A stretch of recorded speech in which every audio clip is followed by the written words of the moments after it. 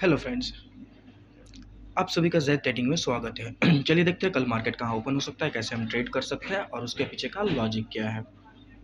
आज जो हमें बैंक निफ्टी की फाइनल क्लोजिंग मिली है वो 41,554 की मिली है, जो पिछली क्लोजिंग से 16 पॉइंट बैंक निफ्टी ने प्लस में क्लोज किया है।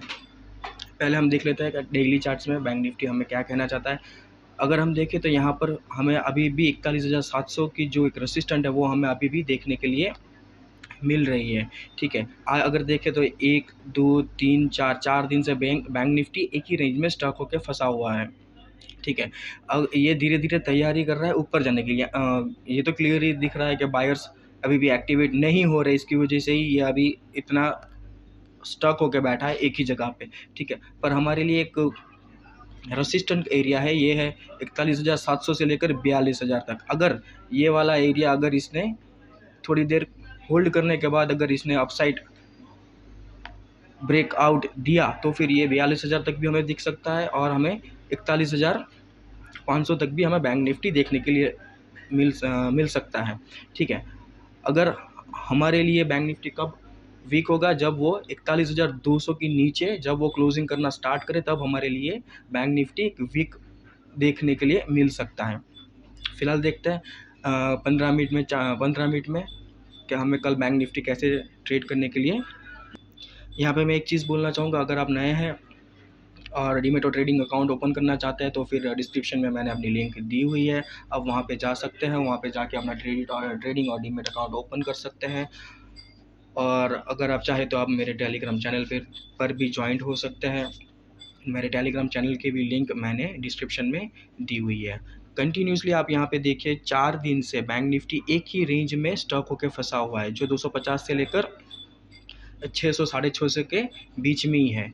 ठीक है, अगर बैंक निफ्टी अगर इसी रेंज में अगर फंसा रहा, ठीक है, ये 4 दिन तो ऑलरेडी हो चुके हैं, अब इससे ज़्यादा तो अब ये यहाँ पे होल्ड तो नहीं करेगा। ये धीरे धीरे तैयारी कर रहा है मेरे ख्याल से ऊपर जाने की। ठीक है,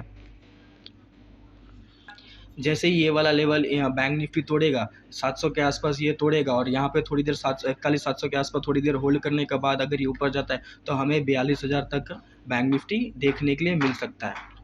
पर कल हमारे लिए बैंक निफ्टी कहाँ पर मिले तो बहुत ज़्यादा अच्छा होगा। अगर बैंक निफ्टी कल 41,500 से लेकर अगर 600 के बीच अगर ओपन हो और ओपन होने के बाद कुछ देर यहीं पे स्टॉक होने के बाद अगर ये ब्रेकआउट दे, ठीक है, अगर 700 वाले 41,700 वाले लेवल में अगर वो चला जाए और 41,700 वाले लेवल में अगर वो सपोर्ट ले तो फिर हमें 42,000 तक देखने के लिए मिल सकता है। क्योंकि यहाँ पर अगर हम देखें ये जो एरिया है, जितना बड़ा ये वाला एरिया है, ठीक है, हम इतना बड़ा मूवमेंट अपर साइड भी एक्सेप्ट कर सकते हैं।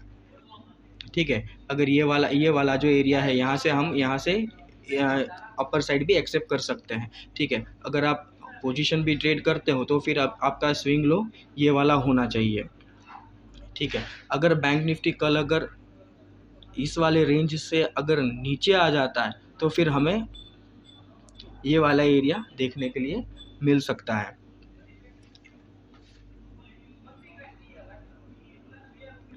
अगर ज़्यादा बड़ा गैप अप या गैप डाउन हो जाए, ठीक है, अगर यहाँ इस एरिया में अगर ओपन होता है, ठीक है, मैं एक्सपेक्ट तो नहीं कर रहा हूँ कि कल अगर बैंक निफ्टी ज़्यादा गैप डाउन हो, मुझे तो गैप अप का ज़्यादा ही लग रहा है।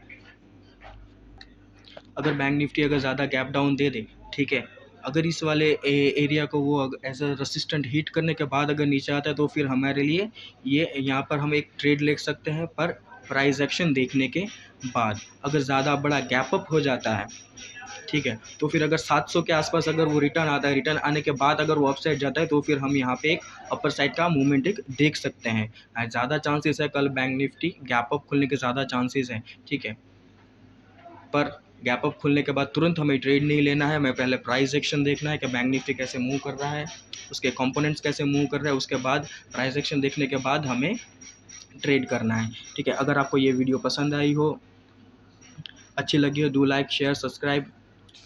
Thank you for watching video.